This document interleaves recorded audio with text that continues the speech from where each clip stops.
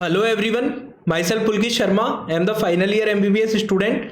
तो आज के इस वीडियो में अपन बात करेंगे, आपने अगर ऑल इंडिया कोटा के राउंड वन में फ्री एग्जिट कर दिया है या फिर आप फ्री एग्जिट करने की सोच रहे हो, तो वो आपके लिए रिस्की हो सकता है या नहीं हो सकता। क्योंकि आपके बहुत सारे स्टूडेंट्स और बहुत सारे पेरेंट्स के मैसेजेस आ रहे हैं कि सर हमने कॉलेज छोड़ दिया है पर हमको राउंड टू में इस रैंक पे इससे बेटर कॉलेज मिलेगा या नहीं मिलेगा। हमने फ्री एग्जिट कर दिया राउंड वन का कॉलेज, तो या फिर हम फ्री एग्जिट कर दें इस केस में अगर हमको इससे बेटर कॉलेज मिल जाए। तो इसका आंसर देने की मैं आपको कोशिश करूंगा। कुछ बच्चे इतने डरे हुए हैं, उनके पास दो ऑप्शन है, दोनों ही उनको नहीं करने। ठीक है, एक तो उनको इतनी दूर भी नहीं जाना कॉलेज में रिपोर्ट कराने, जैसे राजस्थान का कोई बच्चा नॉर्थ ईस्ट में मिला है तो रिपोर्ट कराने इतनी दूर जाने में भी उनको मन नहीं कर रहा कि 2 दिन जाने के 2 दिन आने के इतना खर्चा होगा आने जाने का, वो जाना भी नहीं चाहते। और दूसरे तरफ से वो सेफ प्ले भी करना चाहते हैं कि राउंड टू में उनको कॉलेज मिल जाए। तो वो इतने डरे हुए हैं कि सर हमको इससे खराब भी कॉलेज चलेगा पर हम जाना नहीं चाहते, पर हमको गारंटी मिल जाए एक बार कि राउंड टू में कोई कॉलेज मिल तो जाएगा ना। इस तरीके के भी स्टूडेंट्स और पेरेंट्स हैं, जो कि ऑब्वियस उनका डाउट है क्योंकि पहली बार काउंसलिंग कोई भी कराता है तो सब कोई यही चाहता है कि गवर्नमेंट मेडिकल कॉलेज मिलना ही बहुत मुश्किल टास्क है। नीट के अंदर लाखों स्टूडेंट्स बैठते हैं, तो अगर वो सीट मिल रही है राउंड वन में तो राउंड टू में अपन रिस्क भी उठा रहे हैं एक तरीके से। तो अपने को राउंड टू में उससे बेटर कॉलेज और खराब से खराब कोई ना कोई कॉलेज तो मिल ही जाएगा ना। ठीक है, ये सवाल होता है, उसके बारे में डिटेल में डिस्कस करेंगे। ठीक है, अगला सवाल ये कि राउंड वन में मिला कॉलेज आपको राउंड टू में किस रैंक तक मिल सकता है। पर्टिकुलर मैं रैंक्स की बताऊंगा कि आपको राउंड वन में किसी कॉलेज की क्लोजिंग रैंक 5000 तो राउंड टू में वो कहाँ तक मिल सकता है, इसके बारे में बात करेंगे। इसके अलावा आपके ऑल इंडिया कोटा की राउंड टू की कैटेगरी वाइज कट ऑफ क्या हो सकती है और क्यों हो सकती है, मैं आपके लॉजिक के साथ बताऊंगा। ऐसे मैं रैंडम फिगर नहीं बताऊंगा आपको ना, अब मैं आपको लॉजिक के साथ एक्सप्लेन करूंगा। ठीक है, इसकी ये सारी चीज़ें मैं आपको इस वीडियो में कवर करूंगा। तो ये सारी चीज़ें कवर करने से पहले अगर आप नीट 2022 के लिए पर्सनल काउंसलिंग करवाना चाहते हैं जिसकी फीस बहुत ही अफोर्डेबल है, पूरे इंडिया में सबसे अफोर्डेबल फीस पे रखी गई है, अगर आपको कोई डाउट्स आ रहे हैं, आप पर्सनली बात करना चाहते हैं तो इस नंबर पर आप व्हाट्सअप कर सकते हैं 8952089862। इस पर आप व्हाट्सअप करना रहेगा ना। फीस आपकी 1500 रुपये, 1500 all India quota state quota दोनों इसमें इंक्लूडेड है। ठीक है, इसमें आपको व्हाट्सअप के जरिए असिस्टेंस मिल जाएगी। व्हाट्सअप पे आप पर्सनली पूछ सकते हैं कोई डाउट, या फिर व्हाट्सअप पे आप मैसेज कर सकते हैं। ठीक है, आपको जो भी पूछना होगा व्हाट्सअप पे आप पूछ सकते हैं। व्हाट्सअप ग्रुप में आपको ऐड कर दिया जाएगा, पिछले साल के इंपॉर्टेंट पीडीएफ, चॉइस फिलिंग में प्रेफरेंस लिस्ट वगैरह सब आपको दे दी जाएगी इस साल की। ठीक है, बॉन्ड पॉलिसी वगैरह के बारे में बता दिया जाएगा। ठीक है, आपके जो भी डाउट्स होंगे आप व्हाट्सअप पे मैसेज करके पूछ पाएंगे। तो इस नंबर पे आप व्हाट्सअप कर दीजिए अगर आप इंटरेस्टेड हैं।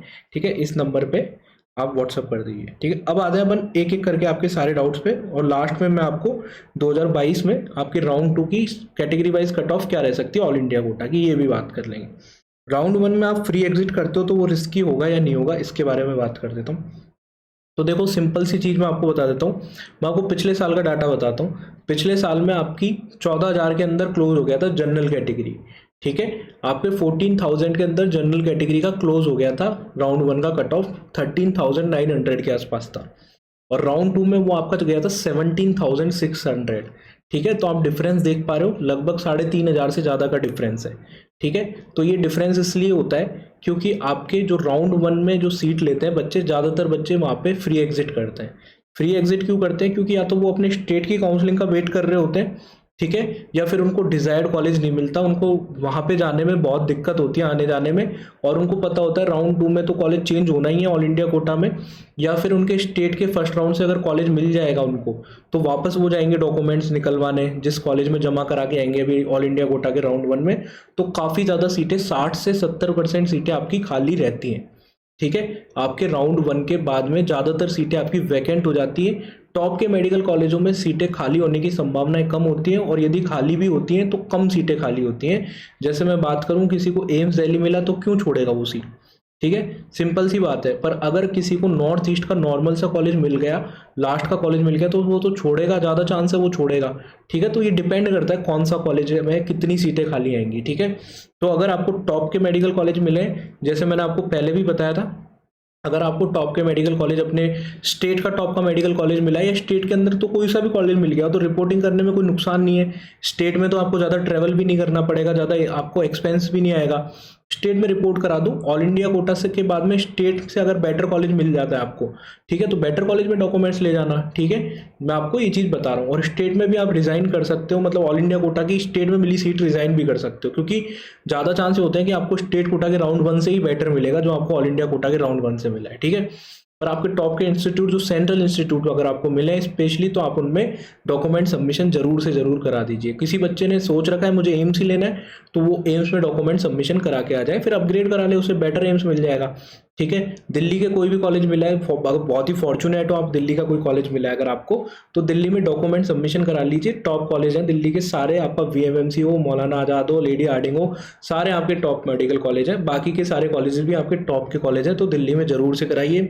बीएचयू, जिपमर वगैरह में आपको टॉप के इंस्टीट्यूट मिले हैं, तो जरूर से डॉक्यूमेंट सबमिशन कराइए, ठीक है। अब अगला सवाल आता है आपका बेटर कॉलेज आपको राउंड 2 में इस रैंक पे मिलेगा या नहीं मिलेगा, तो मैं आपको बता देता हूँ। ये दोनों सवाल इनफैक्ट एक ही सवाल की तरह मैं आपको कंसीडर करके बता देता हूँ। राउंड 1 में कोई कॉलेज आपको 5,000 पे मिला, तो राउंड 2 में कितने पे मिल सकता है। तो मैं बेसिकली आपको एक चीज़ बता रहा हूँ, वैसे तो कोई फॉर्मूला होता नहीं है, ठीक है, फिर भी मैं आपको एक चीज़ बता रहा हूँ। सिंपली अगर 5,000 पे मिला है ना, तो 5,000 प्लस 5,000 का 25%, ठीक है, आप इसको कैलकुलेट करोगे, ठीक है। कैलकुलेट करने के बाद आपका 6250 इसके आसपास मिल जाएगा। अभी मत पूछना कि भैया मेरी तो 6500 है, 5,000 पे क्लोज हो गया, मिलेगा नहीं मिलेगा, ठीक है, मेरी तो 6900 है। एक अप्रॉक्स बताया, इससे ऊपर भी जा सकता है, इससे नीचे भी हो सकता है, कॉलेज वाइज भी डिपेंड करेगा। एक नॉर्मल सा मैंने आपको बताया जिससे कि आप हर कॉलेज का अपने अकॉर्डिंगली निकाल सको, ठीक है। और हर कॉलेज का ये पर्सनल काउंसलिंग प्रोग्राम में मैंने लिस्ट प्रोवाइड कर दिया हर कॉलेज की, कैटेगरी वाइज क्लोजिंग रैंक इस साल क्या रही है, और पिछले साल भी राउंड 1 राउंड 2 मॉपअप की तो वो प्रोवाइड पहले ही कर दी थी, ठीक है, तो आपको वहां पे मिल जाएगी, ठीक है।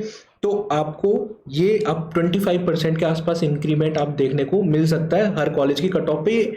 अगेन ये चीज डिपेंड करेगी, देखो टॉप के में एम्स में तो आपको 25% देखने को नहीं मिलेगा, ठीक है, और जो नॉर्मल कॉलेज है उसमें शायद 30, 40, 50% भी देखने को मिल जाए, ठीक है। नॉर्मल कॉलेज आप देख सकते हो, ठीक है, आपको 30-40% तक भी मिल सकता है। 50 तो थोड़ा ज़्यादा हो गया, 50 में तो इतना नहीं होगा आपको, पर 30 से 40%, किसी किसी कॉलेज में 35% तक भी देखने को मिल सकता है। पर अगेन ये कॉलेज पे डिपेंड करेगा, ठीक है। तो आपके 5,000 रहेंगे तो देख सकते हो कोई क्लोज हुआ है राउंड 1 में तो आपका 6250 तक। 10,000 है, 12,500 तक मिलने के चांस रहेंगे। 13,000 तक भी मिल सकता है, 13,500 तक भी मिल सकता है ना। अगेन वो बच्चों की पर्सनल चॉइस पे डिपेंड करेगा, पर मैं ऑन एन एवरेज 25% इंक्रीमेंट की आपको बता रहा हूँ, ठीक है। राउंड 2 में कट ऑफ जा सकती है। दूसरा, भैया ठीक है, ये सब तो ठीक है, ये सब तो छोड़ो, आप हमको तो ये बता दो कि राउंड 2 में कोई ना कोई सा कॉलेज मिल जाएगा ना। मेरी 12,000 रैंक है, मैं ये सीट छोड़ रहा हूँ, मेरे को नहीं मतलब अगले राउंड में मेरे को कोई ना कोई सा तो कॉलेज मिल जाएगा ना। 12,000 वाला भी नहीं मिले, खराब मिल जाए इससे, तो उसका सिंपल सा आंसर है, जैसे मैंने आपको कट ऑफ में दिया तो उसमें आंसर आपको मिल गया था कि आपकी जो ज़्यादातर सीटें हैं राउंड 1 की वो फ्री एग्जिट होती है।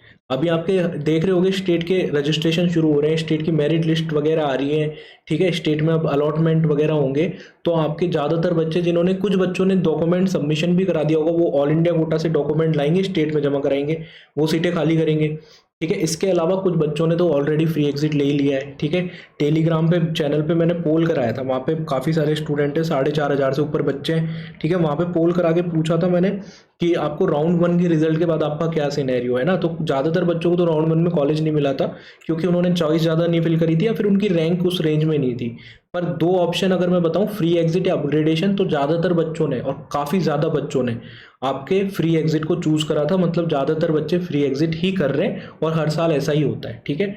तो आप ये डरो मत, अगर राउंड 1 में कोई कॉलेज मिला है तो आपको राउंड 2 में डेफिनेटली 99.99% है ना, 0.01% तो समझ जाओ, मैं वो नहीं ले सकता, थोड़ा सा रिस्क, कोई बच्चा अगर 0.01% कट ऑफ इंक्रीज हो जाए, ठीक है, जो कि चांस बिल्कुल जीरो के बराबर है ना, फिर भी मैं आपको 99.99% बोल सकता हूँ कि आपकी राउंड 1 से ज़्यादा कट ऑफ राउंड 2 की जाएगी। राउंड 1 में आपको 17,400 के आसपास क्लोज हुआ है, तो राउंड 2 में ऊपर ही क्लोज होगा। कितनी जाएगी, कहाँ पे क्लोज होगा, वो मैं आपको बता दूंगा, ठीक है। तो आई थिंक ये दोनों डाउट तो आपके क्लियर हो ही गए होंगे ना, ठीक है। और किस राउंड में आपकी क्या कॉलेज मिल सकता है राउंड 2 में, जो राउंड 1 में जिस रैंक पे क्लोज हुआ है, राउंड 2 में क्या जा सकती है कट ऑफ उसकी, तो वो भी आपका डाउट क्लियर हो गया होगा। 25% के आसपास ऑन एन एवरेज आप ऐड करके उसमें बढ़ा दो, ठीक है। अब अपन बात करते हैं राउंड 2 की कट ऑफ क्या जा सकती है, ठीक है, और मैं आपको एक्सप्लेन करूंगा क्यों मैं आपको ये कट ऑफ बता रहा हूँ, ठीक है। जनरल कैटेगरी पहले कट ऑफ देख लेते हैं क्या जा सकती है, उसके बाद मैं आपको एक्सप्लेनेशन दे दूंगा, ठीक है।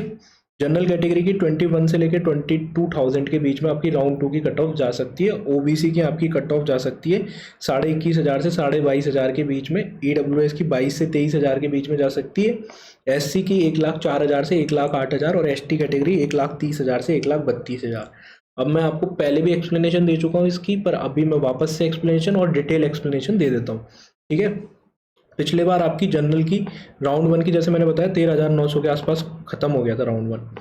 राउंड 2 कहाँ चले गया था, राउंड 2 आपका चले गया था 17,600 के आसपास, ठीक है। अगर आप देखोगे बेसिकली अगर इसमें इंक्रीमेंट देखोगे तो लगभग आपको इंक्रीमेंट देखने को मिला था 26% का, ठीक है। तो इस बार आपका 17,400 पे क्लोज हुआ है, तो मैंने 26% का इंक्रीमेंट करके मैं आपको बता रहा हूँ, तो वो लगभग आपका डाटा 22,000 के आसपास आता है। पर ऑन एंड सेफर साइड मैं आपको 21 से लेकर 22,000 के आसपास ये कट ऑफ बता रहा हूँ। अभी राउंड 2 में आपके कुछ नए कॉलेजेस ऐड होना भी बाकी है, जैसे राजस्थान का आपका श्री गंगानगर का कॉलेज उसमें ऐड होना बाकी है, और भी कुछ एक आधा कॉलेज है जो ऐड होना बाकी है। कुछ सीटें भी बढ़ेंगी और फ्री एग्जिट लेने के बाद में वो सीटें ऐड होंगी, और कुछ बच्चे डॉक्यूमेंट सबमिशन के बाद में अपने डॉक्यूमेंट वहाँ से निकलवाएंगे भी, क्योंकि उनको स्टेट में कॉलेज मिल चुका होगा। तो बहुत सारी सीटें आएंगी, तो आपको ये समझ के चलो कि आपकी ये कट ऑफ 21 से 22,000 के बीच में जा सकती है, ठीक है। ऐसे ही ये सेम कैटेगरीज में जा सकती है, ठीक है। मैंने SC ST में पिछले साल का डाटा लिया कि ये कितने से बढ़ती है, तो ST में इतना ज़्यादा चेंज नहीं आता, 1,23,000 थी, तो इसलिए इतना चेंज नहीं करा। SC में सिग्निफिकेंट चेंज आया था, तो उस अकॉर्डिंगली मैंने इनकी कट ऑफ भी आपको इंक्रीज करके बताई है, ठीक है। इनको थोड़ा सा प्रेडिक्ट करना मुश्किल होता है, क्योंकि ST SC के कितने बच्चे हैं बीच में, ये कुछ कुछ चुनिंदा बच्चे होते हैं, ठीक है। कई सारे बच्चे जनरल EWS OBC के होते हैं जिनको कुछ नहीं मिल रहा होता है इस रैंक पे, पर ST SC की रैंक पे इनको मिल जाता है स्टूडेंट्स को। तो उन बच्चों को प्रिडिक्ट करना कितने बच्चे और कितने बच्चे स्टेट से लेंगे, कितने ऑल इंडिया कोटा से लेंगे, वो प्रिडिक्ट करना भी मुश्किल हो जाता है। क्योंकि आपको मैं बताऊं तो ST के आप यूपी में देखोगे तो पहले राउंड में 4,60,000 तक मिलता है, ठीक है। तो हर स्टेट में भी बहुत वेरिएशन है, और राजस्थान में आपको 1,00,000 रैंक है तो भी नहीं मिलेगा फर्स्ट राउंड में, ठीक है। सेकंड में भी ना मिले, क्या पता राजस्थान में ST में, तो बहुत वेरिएशन है स्टेट वाइज, तो इसलिए मैं आपको ये बता रहा हूँ, ठीक है। तो आई थिंक मैंने आपको सारी चीज़ें कवर कर दी हैं। मॉपअप राउंड की पूछोगे तो यार देखो, मॉपअप राउंड के बारे में अभी से मत सोचो, सिंपली मैं एक सिंपल सी एडवाइस दे रहा हूँ, ठीक है। मॉपअप राउंड के बारे में काउंसलिंग का मत सोचो, अभी आपको दो चीज़ें सोचनी है।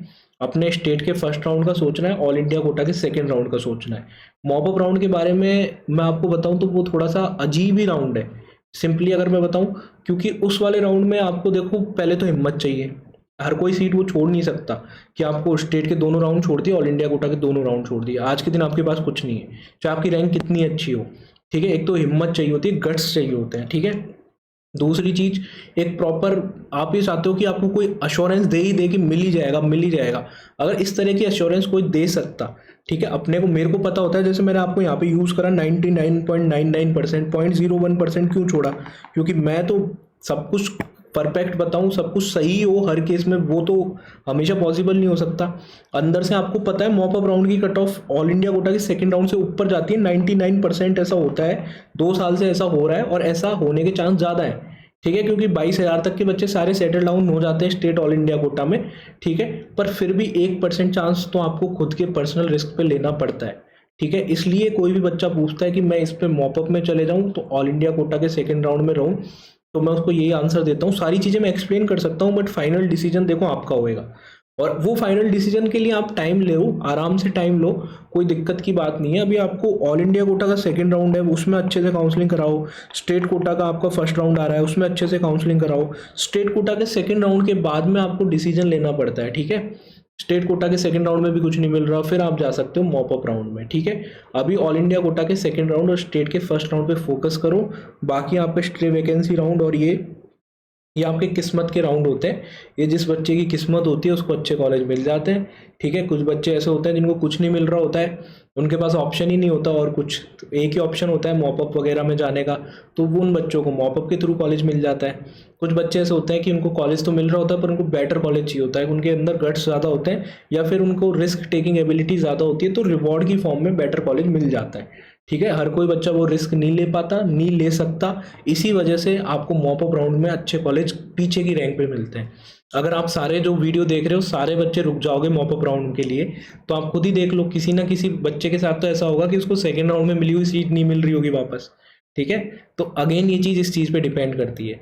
तो ये डिपेंड करता है कि कितनी सीटें आपकी सेकेंड राउंड के बाद में वैकेंट होती हैं, मतलब कितने ऐसे बच्चे होते हैं जो सेकेंड राउंड में कॉलेज अलॉट करवा लेते हैं ऑल इंडिया कोटा के थ्रू, पर उस सीट को छोड़ देते हैं, और उस सीट को छोड़ के अपन कहाँ चले जाते हैं, स्टेट के सेकेंड राउंड में कॉलेज के लिए चले जाते हैं।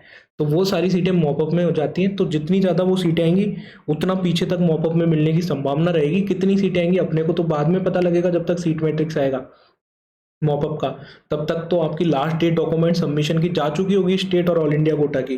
तो वो सीट मैट्रिक्स बाद में आता है, उसके बारे में अभी नहीं पता कर सकते। और इसके अलावा आपकी जैसे रैंक 20,000 है, तो 20,000 रैंक के अंदर टॉप 20,000 में कितने सारे बच्चे मॉपअप का वेट कर रहे हैं ये भी आप प्रिडिक्ट नहीं कर सकते। तो mop up round something is that कि आप प्रिडिक्ट नहीं कर सकते। ठीक है, तो आपको कोई कितना ही बोल दे, पर अगेन रिस्क आपको ही लेना होता है। ठीक है, आपको सजेशन दे सकते हैं, आगे भी देते रहेंगे। ठीक है, तो आपके जो भी डाउट्स हैं वो आप कमेंट सेक्शन में पूछ सकते हैं। ठीक है, या फिर आप जो भी डाउट्स हैं अगर आप पर्सनल काउंसलिंग कराना चाहते हैं तो इस नंबर पे व्हाट्सअप कर दीजिए ना, ये नंबर व्हाट्सअप कर दीजिए। डिस्क्रिप्शन बॉक्स में ये सारी डिटेल्स मैंने दे रखी है। टेलीग्राम जरूर से ज्वाइन कर लेना, टेलीग्राम चैनल का नाम आपको पता ही है, नीट इन्फो। ठीक है, टेलीग्राम जरूर से ज्वाइन कर लेना। आई थिंक आपको वीडियो काफ़ी इन्फॉर्मेटिव लगा होगा। वीडियो अगर अच्छा लगा तो वीडियो लाइक करके चैनल को जरूर से सब्सक्राइब कर लीजिए। मिलते हैं किसी अगले वीडियो में, बाय।